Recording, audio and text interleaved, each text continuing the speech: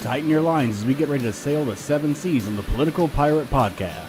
Join Captain Ted Yoho and the salty dog John Martin as they search far and wide for the greatest treasure of all, the truth. From local Florida news to nationwide stories and the globe beyond, we've got it all mapped out. Now here's your hosts, the salty dog John Martin and Captain Ted Yoho. Welcome to the 3 Ps with the Political Pirate Podcast with yours truly, the old salty dog John Martin, and the captain of our pirate ship, none other than Mr. Ted Yoho. Good morning to you, Ted, or good afternoon by now. How are you, my friend? I'm doing great this afternoon, John. How are you doing? And it's great. It's a great Monday. You know what's great about it? Number one, I'm alive. Number two, we live in America, and I'm blessed with my wife, Carolyn, and our family. But the weather here on the river is cool and breezy, and it feels like a fall day here at the 3rd of August. That's amazing. It is. We're finally getting some consistent rainfall in our area, which Sure is a are. blessing for sure. That's Ward. That's Ward up there doing that consistent. Doing that naked rain dance. I hear you. Well, Ted, I saw a picture of you this morning on Facebook, and we're going to post it here. I understand you were at the Gilchrist County Republican Party event and were one of the keynote speakers there. So tell us about it, sir. Oh, I tell you what, it was an honor to be asked to be there. And, the neat thing is I got to go around my old stomping grounds, and I thanked them for, number one, inviting me. It was an honor and very humbling. But for 28 years, I worked in that area, working large animal medicine, and we put our small animal clinic there. So for 28 years, I was there, and they supported me strongly. And I think Gilchrist County, if I remember right, we probably had over 95% support in that county in the election. And I've got a lot of friends there, and it was just great to be back amongst those people. Well, I'm sure they were glad to see you, my friend, and glad you're out there working it still, buddy. Yeah, man. And you know what else was good is the amount of support for the conservative America, the things that you and I talk about on this program. And it's not, it's what America stands for: God, country, family, the traditions, versus what I know you got those pictures coming up of the squad, how they unanimously supported somebody. And we can talk about that when we get there. But that sentiment, and they even brought up the Tea Party. They said you came in the second wave of the Tea Party, and I said I did.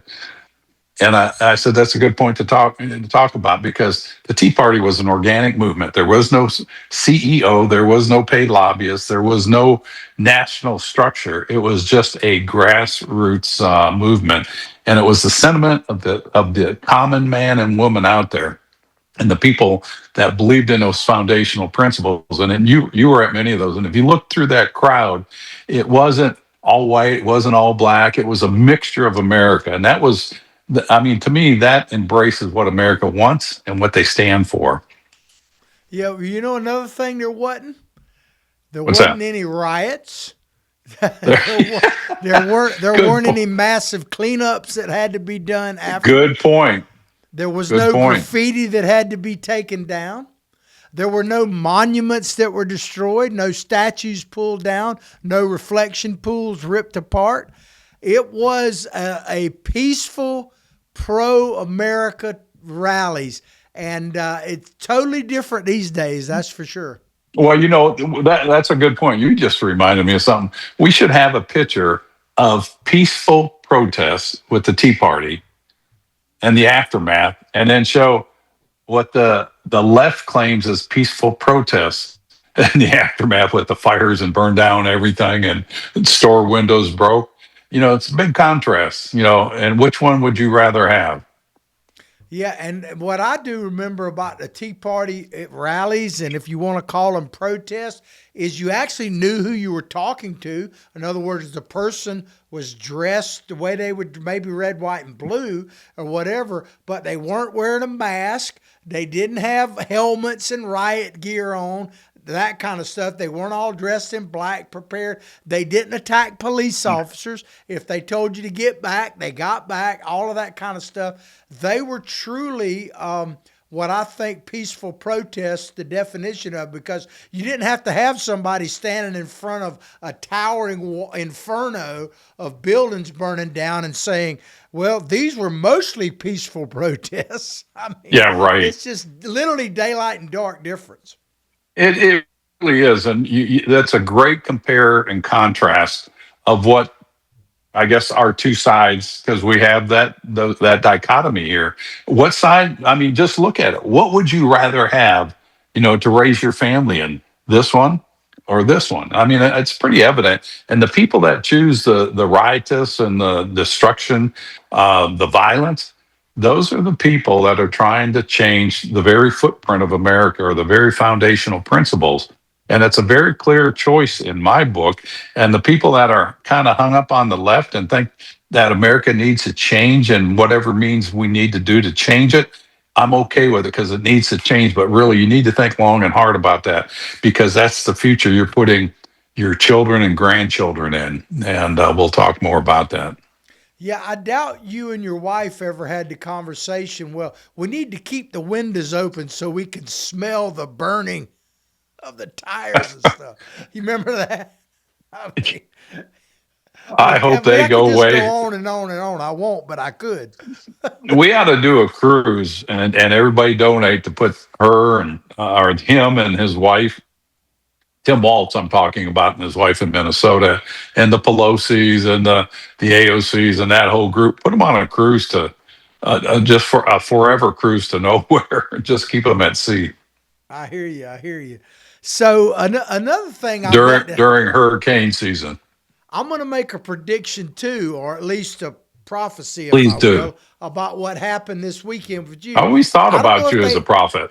I don't. There you go. I don't know if they had a question and answer period in Gilchrist County, but I would be willing to bet if they ask you a question, you didn't say, "At the advice of my counsel, I'm going to have to take the fifth," over and over and over. Well, we talked about it on Friday about Fauci taking the fifth 111 times. We're not going to get too deep back into that, but I had some interesting conversations with some people this weekend on the boat about that. And, even people who weren't Trump supporters per se, looked at that and go, we've been being lied to. They were a little surprised by it, and a few people defended it. But I want to play as a reminder to people a video. I'm not going to play you Fauci in front of the Senate committee taking the fifth over and over, but I want to play one from a few years ago, and there's Sure. 3 or 4 like this, when Fauci was asked about his willingness to testify before Congress. Check this out. I don't think it's going to wane for me. The Republican House has said that they're going to, and that's fine with me. You'll appear. Oh, of course. I mean, I'm very much in favor of legitimate oversight. Absolutely. I mean, I've testified before Congress, given the 38 years that I've been director, literally hundreds of times. I mean, Fauci appeared in that to be eager to testify. He literally said he had nothing to hide. He in a couple of different videos, he said, yes, I'll go there. In that one we just played, he said, oh, I've testified in front of Congress hundreds of times. It's no big deal. But when he was called upon the other day, he was like, the rest of my country, I mean, he was like stone faced, man. What a difference. I think he got amnesia. I think he got amnesia from the jab and COVID, and he probably wore too many N95 masks that cut the oxygen to his brain. And he got brain damage. Yeah, it's a joke, really, and that's not a joke. It's travesty. Knowing what we know now about the gain of function that we were supporting, that went through Echo Labs, I think it was, or Echo Health. And I mean, it's proven. And again, if you look at the death rate of that, yes, there were people that died from COVID, and I don't want to undermine that or lighten it. But when you look at diseases in general, there was a 98.7% of the people that got COVID overcame it. They survived it without really, just like having the flu or an upper respiratory infection. And children under the age of 12 very rarely were positive for that, or if they were positive, they had no clinical symptoms. So this thing was mismanaged. And I argued with Kevin McCarthy and Republican leadership about they were just making a huge mistake. And I even told them, I said, when this is over, said and done, they do the retrospective studies, this is going to show out to be one of the biggest frauds against American taxpayers and citizens. And yeah, so Fauci, to flip flop like that. And what he's doing now is to save his legacy. And you can see what his legacy was. Being an old man, he wants to be remembered in history. And unfortunately, he'll be like Dr. Lister, that led to the death of James Garfield after he got assassinated. And or Dr. Bliss, I'm sorry, because Dr. Bliss denied all these infections and all that. He kept probing in there, making it worse. And that's where the saying ignorant as bliss came from, as Dr. Bliss. Day. Well, apparently, it's my job. That's why you're the captain. One of the reasons why Fauci was taking the fifth all the time, even though he had this blanket pardon, is that, and I'm no lawyer and don't play one on TV, but apparently the pardon does not necessarily impact state rulings. It's federal. And so the AGs, the attorney generals of both Florida and Louisiana now, have said they're planning on opening up investigations of Fauci. So that'll be interesting to see how that all develops. Whether or not Fauci deserves to go to jail and prison, he probably does. But what I'm more interested in is for the American people to actually see what happened, the truth about it, so that we're not so quick to give up our constitutional rights again. Because as I said on Friday's show, Ted, what really disappointed and amazed me was, you talk about warp speed, but the warp speed that Americans essentially surrendered their inalienable rights to government. You know what? I think that's a great point that you keep bringing up. And I think that really is what people really need to look at. Go back and look at, we should put a montage of the silliness that went on, and the Rachel Maddows and the Don Lemons and who the guy that Shepard, the guy that was on Fox, said if you don't get the shot, you deserve to die. You know, and I mean, they were just out there shaming people into this, and the government wanting to turn this over to the World Health Organization, that if they said there was an outbreak like this, that you had to follow the World Health Organization, a non-U.S. government entity that Biden was going to turn our sovereignty over to. This is what we're up against, and you bring it out so clearly. If you do that, you lose your liberties and freedoms, and you gave them up without a fight. Absolutely. And what always got me too was, and I'm no scientist and I don't play one on TV, but I do have some reasonable logic. And well, you hang around. Yeah. Well, you hang around, they'll find a role for you.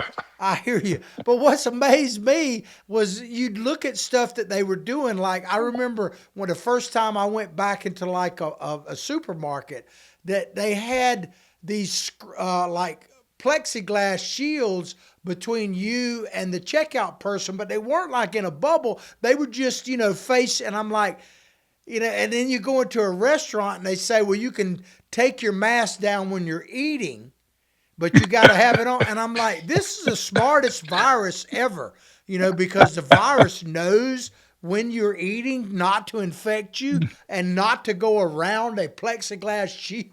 I mean, it was just the dumbest thing, but people were like bought into it. And I'm like, you don't have to be a rocket scientist to see that this is just idiocy. It really was. And it was like you said, they put up the plastic shields. I mean, there's airspace up here and all around it, and air's going this way. But you know what? They could check off the box. I did it. I did what the government said so that they could be good little stewards so that the government wouldn't find them. Again, it was just misinformation out of the government, mainly directed by Fauci. That 6 foot rule. I mean, that makes absolutely no sense. I mean, yeah, it's better to be 6 foot away from somebody than 2 feet away from somebody if they've got a cold. But 6 feet is just an arbitrary number. It's not like the virus that said, well, I can't go anywhere. they're 7 feet away, so I can't get to them. It was government control, and you brought that up in the very beginning. This is us ceding our freedom and liberty to a government mandate. Yeah, and the ultimate government control, and nobody really talks about it anymore, was what China did to its own people. They literally in Wuhan welded doors shut with people in the apartments and just let them die. I mean, and no one They talks sure about did. that. But there. I mean, the atrocities are just long. But I'm going to give our producer a heads up. I don't want to chop up this next story, so we're going to take a break a little bit quicker than we normally do. Remember to call Freddie, make that call, become a sponsor of the show, like what we're doing, share what we're doing, help us keep this message going. Take us to break, Ted, and we'll come right back. Sure, we appreciate people watching, and we want you to visit our sponsor, Archer Automotive, full service auto repair facility offering services from basic maintenance to advanced computer diagnostic. It was started by Richard and Cecile Fiegel, and I can't say enough about that couple because they do a lot. They were at a NRA banquet the day before, and Richard rode out there to Gilchrist County with me.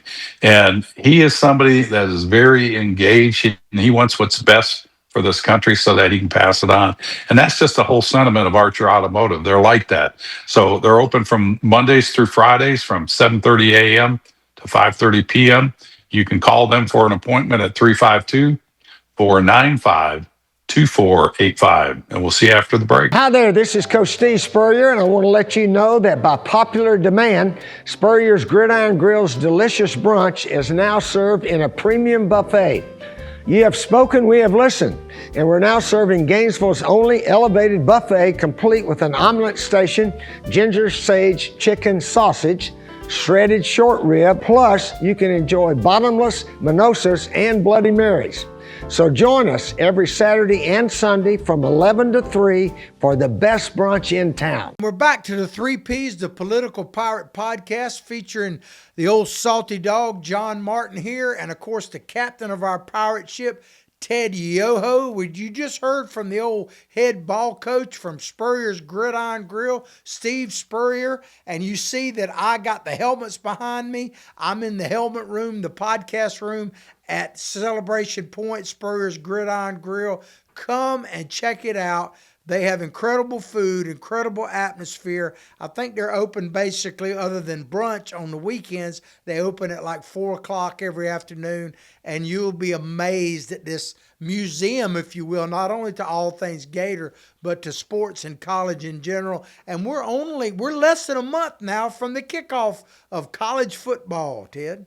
Oh, it's hard to believe that, isn't it? How fast time goes by. School's starting back, so watch those school zones. If you've been off for the summer, they're getting ready to crank up in the next week or two. Yeah, I think public schools in Florida, they start at August 10th, I believe. And I was talking to somebody about that this weekend. They said, I remember we used to get out, I think, in the first week of June, basically, probably in time to go pick watermelons back in those days. And then we didn't go back till about the beginning of September. And now they seem they have more school. But the perplexing thing to me, Ted, is they attend school more, supposedly, but it seems like they know less, which maybe I'm just getting old. It's because they don't go out and pick watermelons or crop tobacco anymore. They don't go out and work. It's you can't get away from basic things in life, and if you don't do the basics, everything else kind of falls apart, or it's not built to last. So a good foundation comes from learning those things that you learned over the summer. I loaded produce all the way through high school on down in Pompano, 3 days a week, and I made good money doing that back in 100 years ago. But I think it teaches you something. I hear you, man. I'll never forget one time I drove when I was looking like 18, I think, and I drove the tractor up to vote. We're talking about election. I drove the tractor up to vote, which was only about a mile from our farm. It wasn't, but the TV reporters were there, and they came and they were like, "Oh, you drove a tractor up here to vote?" And of course, I laid it on heavy, man. I said, "Yeah, Not you. I had to drive like 25 miles to get here." And it only took me about 10 minutes, but I told a little white lie because they seemed to want it so bad. Yeah, they needed that. They needed. Made good print. Well, I like to laugh a little bit, but there's something here that's pretty serious, Ted. You know, we got primaries. I think Florida's primary is about 2 weeks off, but August 18th.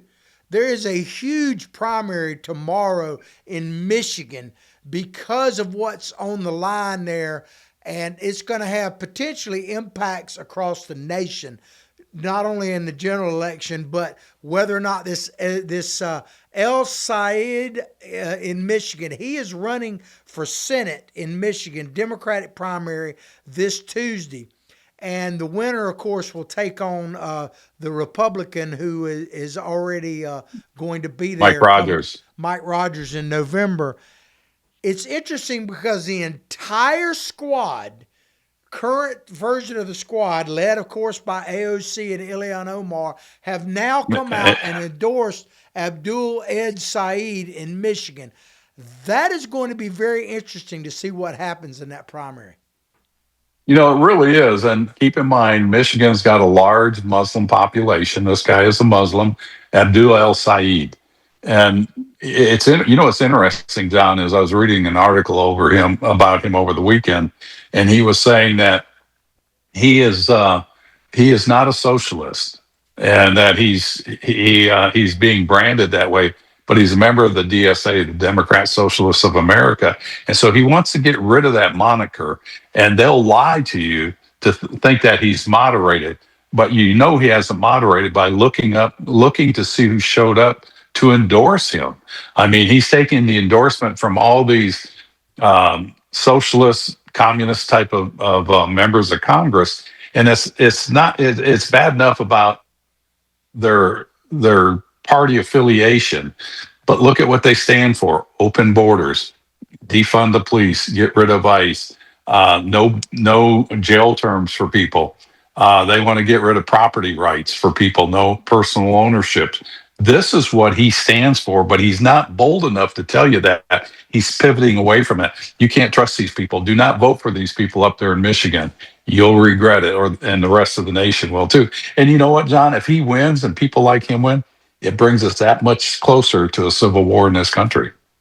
Absolutely. Well, there's certainly potentially, I guess, a civil war going on within the Democratic Party. At least they're telling us there is, because the establishment wing, if you want to call that, people like Chuck Schumer and Michigan Governor Gretchen Whitmer, they have endorsed current representative from Michigan, Haley Stevens. She's running against this El-Sayed. So they're kind of, and supposedly in the polls, this Stevens is slightly ahead, but it's definitely within the margin of error. And it's going to be all about turnout within the Democratic Party. And the DSA bunch and the squad, and I agree with you that Saeed, no matter what he said, is part of this DSA and the squad. Oh, no doubt. They have no the doubt. energy, the volunteers, and to a certain extent, quite a bit of money behind them. So it's really going to be interesting from the Democrat perspective to see which one emerges. It is, and you talk about the money.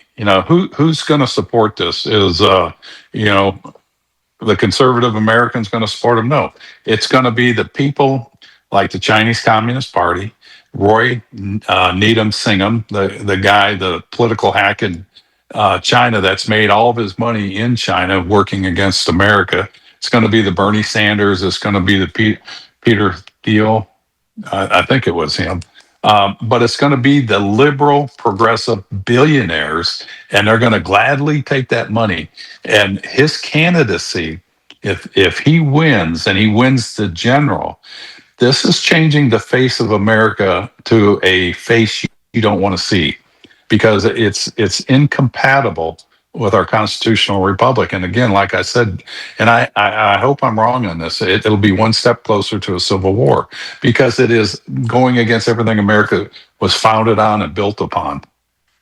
Absolutely. But going back to the story we talked about at the top of the show and on Friday, yes, it goes against the principles of the founding of the country, But I'm concerned both with the ignorance a lot of people have, and I'm not saying stupidity, ignorance is different. They just don't know about those principles. And you combine that with how quickly even people who know about those principles gave them up during COVID out of fear. Right. The found, back to what Reagan said, it can be lost in a generation. I worry about just how strong our overall populace is on those principles, Ted. Well, you brought up how we're spending more time in school, but we're not learning more.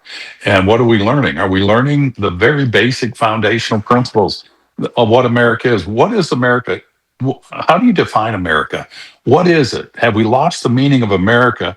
And I think we have, because we're not teaching it in our schools. They're teaching, transgenderism to elementary school kids, and all this other stuff, DEI, Project 16, whatever that was, 1689, or do you remember what it was about the slavery, how the blacks built this country? 1619, wasn't it? Yeah, the 1619 project. They're teaching that, but they're not talking about how the pilgrims left Europe for religious persecution. And it took that whole story in itself went on for years for them to finally get here. And when they got here, it wasn't welcome open arms because there was nobody there. The indigenous people, I don't even think we're in the area where they landed. They were around that area, and they did show up. But the struggles to just start this country, and yes, there was a lot of bloodshed and a lot of things that went wrong, but that's human nature. That's the history of humanity. Those things have happened since the beginning of time. Go back to the beginning of Cain and Abel. It's human history is ugly, but yet this country has created the most freedom in the world based on the trials and errors of all those other challenges ahead of that. And now these people want to tear it apart. Well, you talk about 1619 and the whole thing of slavery, and I'm not diminishing slavery in any way, but something that's interesting. Facts are funny things. That the first case in the Americas, this is way back when we were still colonies Right. in Virginia. The first Yep. case between that argued about the ownership of one human being over another happened in Virginia when a gentleman owned an indentured servant. Indentured servant's a little bit different than slavery, but he had papers that owned it. The servant escaped and was gone for a couple of years and was hired on by another entity doing work. Well, they finally captured the guy, and they had a court case of whether the man was free or was still an indentured servant to the person that owned his contract, and the court ended up siding with the contract owner. Now, people say, well, what's so unusual about that? Well, the indentured servant was a black man. Guess who the owner was? Another black man. Imagine That that. is absolute fact. I'm not diminishing slavery, but you would never know that studying the history books. But that was the first case of ownership of a human being ever being talked about in what later became the United States of America. That's just true. It really is. And that whole history, how America's a racist country. We got rid of slavery with the conclusion of the Civil War, and then we got the 14th Amendment, and then they talk about how bad slavery is here. It was here, and racism here is in America. Brazil had a larger slave population, and they didn't get rid of it until 1888, and then they went in to whiten the demographics. They brought in immigrants from Northern European countries to mix with the black race to whiten it. And so, I mean, these atrocities have gone on throughout human history. But what country where anybody, as Carol and I were driving and coming through the airport, coming back from Minnesota, you look at the demographics there, it was probably equal between every race on the planet. And everybody was traveling, they were having a good time. And I didn't see any suppressed people there unless they were going to a Bernie Sanders rally. It looked like a pretty good country to me. And, these people need to tell the truth instead of trying to divide this nation. Absolutely. I mean, I believe in teaching history, good, the bad, and the ugly of it. Period. I have no Yeah, problem with you that. got to. Absolutely. Yeah. Well, back to this primary in Michigan between El-Sayed and her last name Haley Stevens. is Haley Stevens.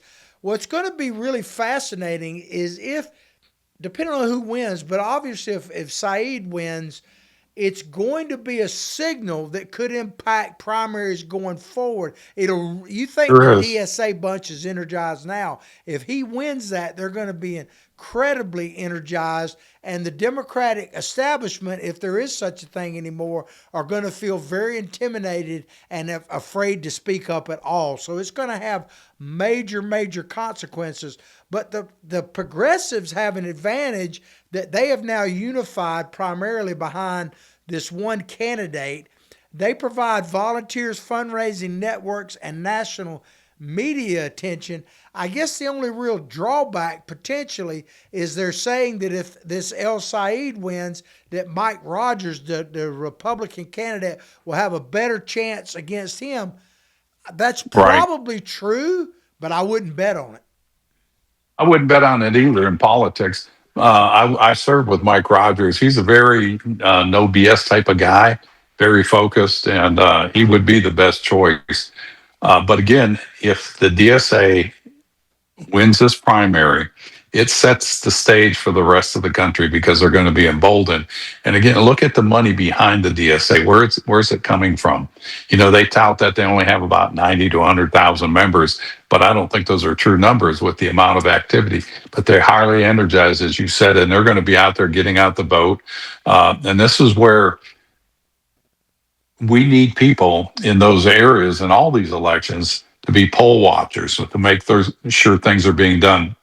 We need people being there doing the voter drives, calling for candidates, voter registration properly the way it's supposed to be done, and reaching out to our young people and talking to them. So, yeah, this is a significant race. Yeah, well, you talk about young people, and I agree those numbers are deceiving. They may be the actual numbers, but, at the core of human nature, we're tribal.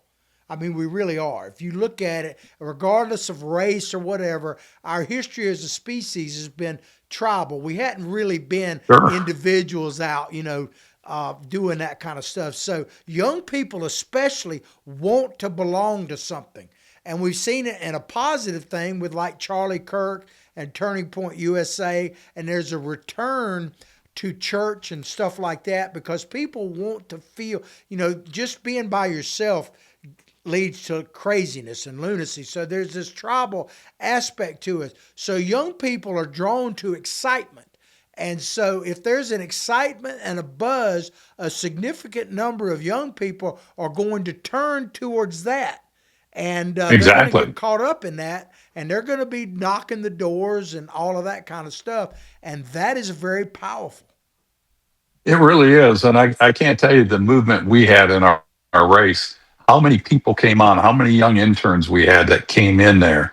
And Kat Kamick was out there in Gilchrist County. And I've got to give her credit for a lot of the work that she did because she came in at 23 years of age and she just related with all these young people. And that movement is so powerful because they want to believe in something and they want to follow somebody. And we want them to follow the person that they think is going to best lead this country, not just for the now, but for the future generations. Yeah, absolutely. Well, according to this article I was reading, they said that that if DSA wins, in this case, I'll say it, they provide Republicans with a ready-made campaign messaging tying him to Right. the Democratic Party's most progressive members. And that statement is pretty interesting to me because the question I have for you, my captain, is there really any difference anymore between the factions of the Democratic Party? When you get right down to it, I mean, they both believe in defunding the police. We've seen the progressives and the establishment Dems, whoever they are, be for defunding ICE and open borders. We saw when, Biden, who is supposed to be the poster child of the establishment Democrats, opened the border up like never before. So really, at the end of the day, is there a real difference anymore? Because I frankly don't see it. No. And you brought up Biden as being the poster child for the Democrats. I mean, enough said there. I mean, do you really want that? But the thing that's different, John, is the DSA, they're passionate about what they believe in. And what they believe in is open borders, defunding the police, getting rid of the Senate, um, changing the Supreme Court, changing the traditional backbone of this country. They're very that. That's the DSA candidates and the liberal progressives. You take the other Democrats, they're going to tell you whatever they can to so that they fit into that block and they stay in power. And that's the difference because the Democrats that are left that aren't part of that DSA, they just want to be there. They want to be in power. So they're going to tell you anything they do. They don't really believe in anything, but they're going to tell you what they think is most popular. And that movement owns the movement, not the Schumers or the Hakeem Jeffries. And that's where it's dangerous because you'll get people like Hakeem Jeffries and Chuck Schumer or the other so-called moderate Democrats, which that's a joke. They're going to tell you whatever they can because they don't want to lose their pin, their congressional pin. They don't want to lose any perks that they get, their travel. They don't want to lose that. The DSA doesn't care about that. They want to change this country to a socialist, i.e., communist country in the future. Yeah, absolutely. And, there's an interesting debate within the Democratic Party. Two ones that I watch a little bit. Is there? I don't like either one of them very much. But it's good that it's interesting in the Democrat Party. Yeah. You got James Carville came out and said this week that basically that he's not going to belong to a party that accepts Hassan Piker, that influencer. I saw that. He said that. But Hassan Piker of course, he's endorsed this El-Sayed, and you talked about at the top of the show about the Muslims. Well, Piker said that America deserved 9/11. Right. And when Sayed was asked about that, he said he couched it a little bit, of course. He's very political. And he said, well, 9/11 was inevitable, an inevitable consequence of what was happening. So they kind of said the same thing. Well, of course. Yeah, explain that. Yeah. Ask him to explain that. What the nuance of that is, they want to treat us like mushrooms, Ted. Keep us in the corner in the dark and feed us BS. That's what they want to do. Yeah, I like mushrooms. I just don't like how they get here. But if you wash them and put enough butter on there, they taste pretty good. But Hassan Piker, I mean, here's another charlatan. He's Muslim, born wealthy, just bought a $2 or $3 million house out in California, I think. And he's telling you how bad America is. Was it? I'm sorry. I do. Don't sell him short. Yeah, really. Don't. But here he is telling you how bad America is as he's reaping the rewards of that. And these guys are charlatans, and they're spreading hatred in this country and division. We don't need that. We need to get rid of these people by not electing them and running them out of here. Yeah, absolutely. And then you got, like I say, Carville talking about he don't want to be a part of a party that has Piker. But Piker just came out, and he said this a couple of months ago, but he resaid it again just over the weekend, that he said there is 0% chance in 2028 Democratic nominee for president will be pro-Israel in any way. Are my Jewish brethren out there, are you listening to this? He said there is 0% chance that the Democratic nominee will be pro-Israel in any way, period. Well, you can tell people that believe in him and follow him, they don't believe in the Constitution because the First Amendment, says freedom of speech, freedom of religion. And I'll support any of those provided they fit into the country in U.S. law. Period. And they don't work against it. If they work against it, they become an enemy of the state, and they need to be removed from our country and put them in a country that would like them, maybe Morocco.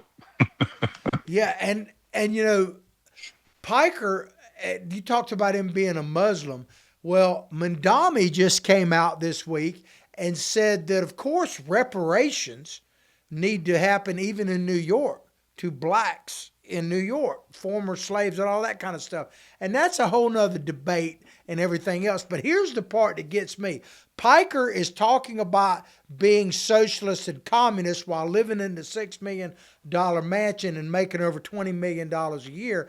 Now you got people like Mandami talking about reparations when,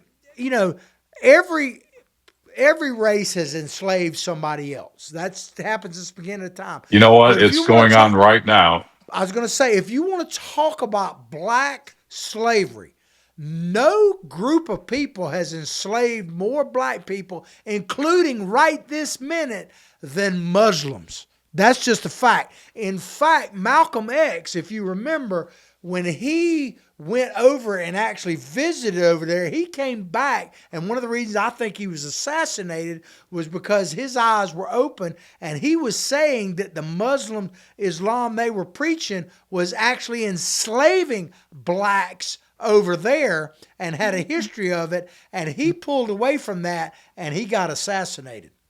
Yeah, there's slave markets going on right now in Afghanistan and in Libya and other parts of Africa. Look at how many people were kidnapped by black Islamic radicals. Look at how many of those girls in those girls' schools were kidnapped, never to be seen again, that were enslaved. And I'll guarantee you, they weren't there to read stories to the Islamists. They were there to be raped, have babies, and probably many of them got slaughtered.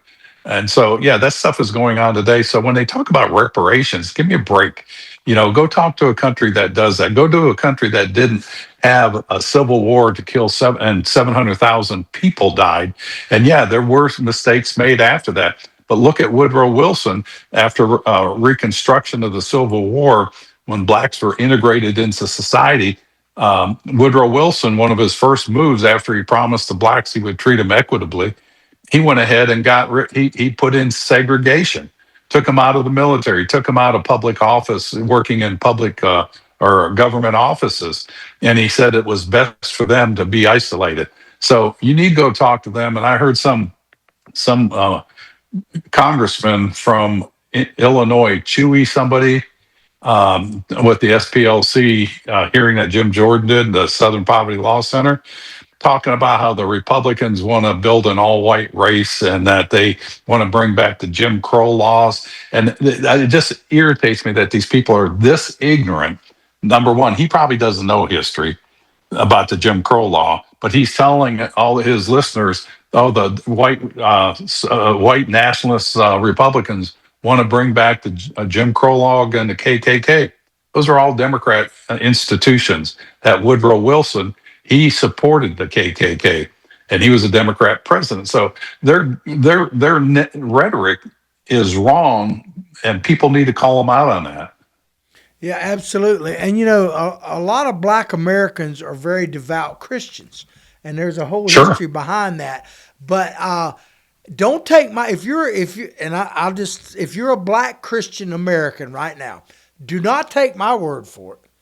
Search out Bill Maher and look at the video he did not too long ago, and he is definitely not Christian. As a matter of fact, he's just the opposite. He's an atheist, admitted atheist.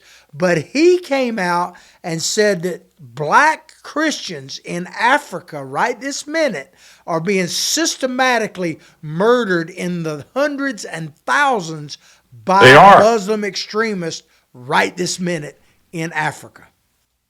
They are, and that was one of the reasons Trump bombed Malawi, I think, because of the Christians were being attacked by the Muslims over land rights. I've got a friend of mine he's from Cameroon, and he's got a cashew orchard in Benin, Africa.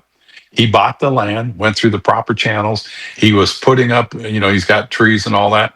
The Muslim sect in that same area came and tore his trees down and burned his property, and he can't get any anybody over there in that country to stand up. We've dealt with the American embassies over there, and the American embassy just turned their blind eye and said, well, he needs to get a lawyer.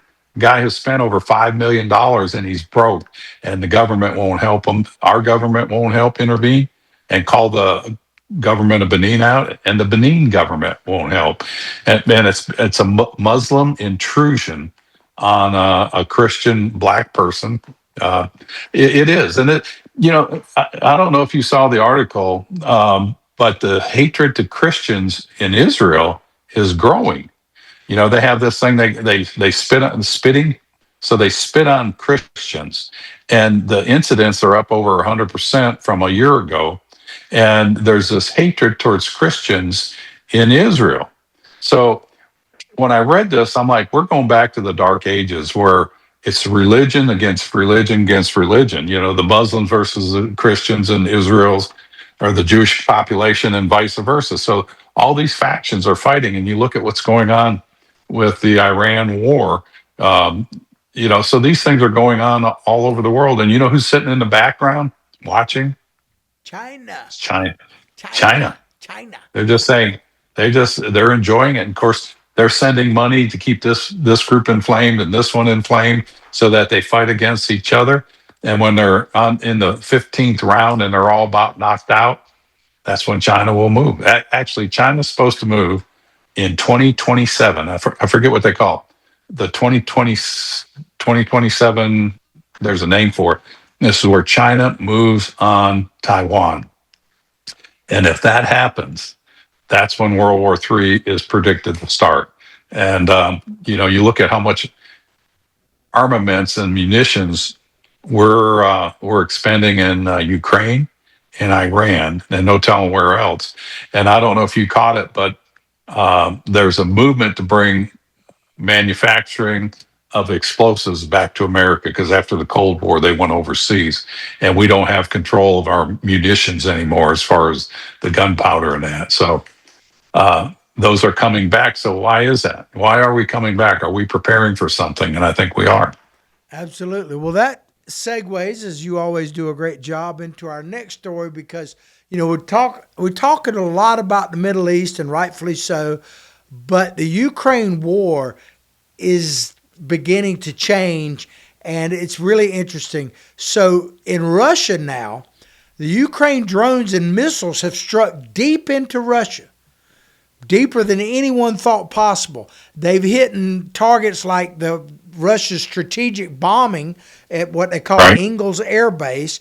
They have now hit an oil refinery deep into Russia. They are trying to break apart their system of industrial capacity, being able to move their stuff to the front, which is going back to World War II. The reason why Germany attacked Russia and ultimately lost to Russia is because Russia had a supply line and could start manufacturing tanks deep into Russia. Germany couldn't hit them, and they overwhelmed the Germans in general, alongside, of course, the Americans.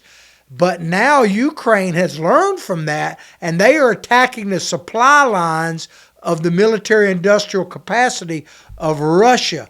I mean, this thing could really be changing, Ted. I'll say this, and I want to get your opinions on all this. There's really no pundits that are out there saying that they think that Ukraine will win the war, but they're going to hurt Russia to the point that Putin could fall, and the Russians are just going to say no mas, so to speak. What are your thoughts about what's happening there and what could ultimately happen? Well, I don't know if the Russians will say no mas. They might say niet. But no, I think you're right. I think it'll come down to a war of attrition. And we've seen this before. And I've got two things I want to bring out here. If you look at our Cold War, the reason the Soviet Union collapsed is they ran out of money. It was a war of attrition. They couldn't go on anymore because we had a stronger economy. We were more, our industrial base was better. We had Russia's industrial base is agriculture and weapons. That's pretty much their economy. We have a very diversified economy, so we beat them in that. But now we're in that war of attrition because we have overextended ourselves and we have drawn down. So I think Russia with Ukraine, I personally believe Ukraine can win because they have the right motivation. It's an existential threat to them, and so I think you're going to see where Putin will eventually be removed. He may be assassinated. A shame if he drinks some Novichok, which is that toxic poison that they killed the dissident that was in jail. Um, and so I think that'll end. And then the second thing is we just watched the new series, The Lioness, that came back on. It's been off for a year and a half, and it it has it's about Ukraine and Russia and the drone warfare going on, and we know how Hollywood a lot of times precedes what actually happens. And it's an interesting thing. I would encourage people to do that, and maybe they'll become a sponsor of ours. Yeah, it's going to be really interesting to see how we react to all of this because obviously we're pretty bogged down in the whole Strait of Hormuz and Iran right now. But as I said last week, and I hope I'm wrong, but this certainly has the feeling of what ended up leading to World War I and World War II. All this stuff and one catalyst like taking Taiwan could spark all of that. Well, and I think people need to be prepared for that. And I think the next presidential candidate should be honest with the American people. This is where we're at. And in fact, I brought this out in Gilchrist County. We're $40 trillion in debt. We're paying $1 trillion a year in interest. You lose options of what you can do. Are we investing in our future? Are we doing what we're supposed to? And then the AI race, that's going to be a game changer. Whoever wins that will control the world. And we need to prepare for that. And, that's where we need to kind of look internally. But if you go to the American people and say, this is what we see, this is what needs to be fixed, and this is our plan to change that, I think the American people would get behind that, not as any party affiliation, but as Americans. And I think you'll see that group that has left both parties in the independent, they'll swing to that side and say, yeah, and hold that group accountable that gets elected. I really believe that can happen. I hope you're right.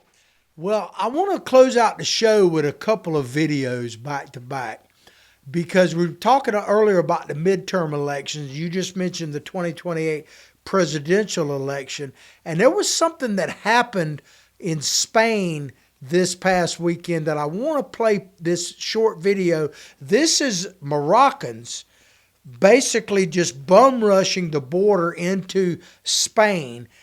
Yeah. Estimates are anywhere between at least 50,000 and up to 100,000 that may have done this. And what led to it was a Supreme Court decision in Spain basically granting amnesty to illegals that came in there, which is something that happened or is trying to happen here.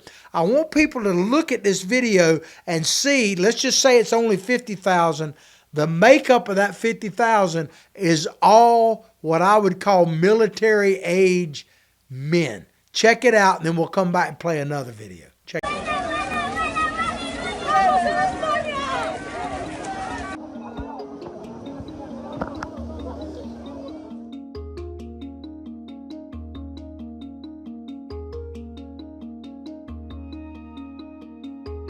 ¡Viva! ¡Viva!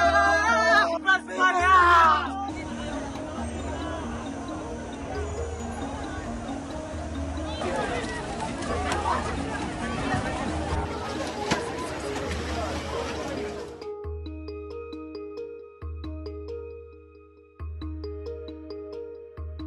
Okay, so there you have that. This just happened this weekend. And of course, the president came out and talked about it, Ted, and said that, that's going to be the end of Europe because you got the European Union. There are countries over there that are pretty concerned about this. But if you don't think that same thing can happen here, if we have a total regime change, so to speak, come the midterms and then 2028, I want to play this video and then I'll turn it back to you, Ted, of what happened in our country not that long ago. Check this out. There wasn't, was it? This morning, tensions escalating on the Texas border.